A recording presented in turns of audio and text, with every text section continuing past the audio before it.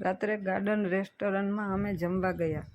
અમારી સામેના ટેબલ ઉપર એક કુટુંબના સભ્યો બેઠા હતા. દીકરો, દીકરાની પત્ની, દીકરાના મમ્મી તથા 2 દીકરીઓ જે હાઈસ્કૂલમાં અભ્યાસ કરતી હશે. થોડી વાર પછી વેઇટર એક મોટી કેક લાવી તેમના ટેબલ ઉપર ગોઠવી ગયો. કેન્ડલ પ્રગટાવી કુટુંબીજનો ઊભા થઈ તે માજીની પાસે ફૂંક મરાવી. એક સાથે 100 હેપી બર્થડે બા બોલ્યા.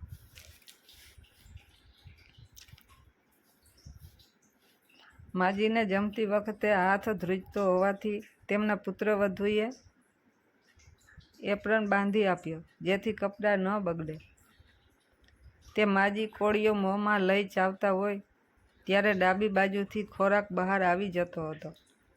ડાબી બાજુનો માનો પેરેલિસિસ કદાચ થયેલ હશે, પણ જેવો ખોરાક ગાલ ઉપર આવે તે તરત તેનો પુત્ર નેપકિનથી સાફ કરી નાખે.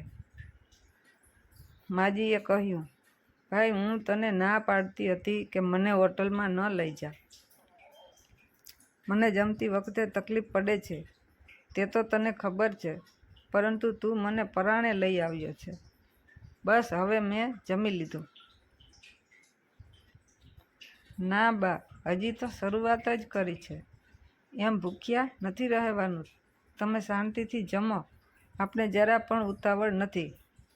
દીકરાએ કહ્યું, પણ ભાઈ, મારા મોંમાંથી ખોરાક બહાર નીકળે છે તે તું સાફ કરે છે.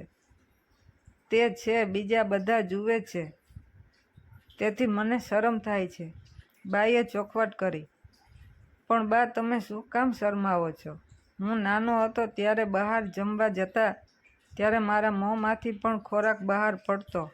મારો શર્ટ પણ બગડી જતો ત્યારે તમે રૂમાલથી મારું મોં સાફ કરી દેતા. ત્યારે ક્યાં તમને શરમ આવતી હતી? તો બસ હવે તમારું મોં હું સાફ કરું છું, તેમાં તમે શું કામ શરમાવો છો? દીકરાએ કહ્યું.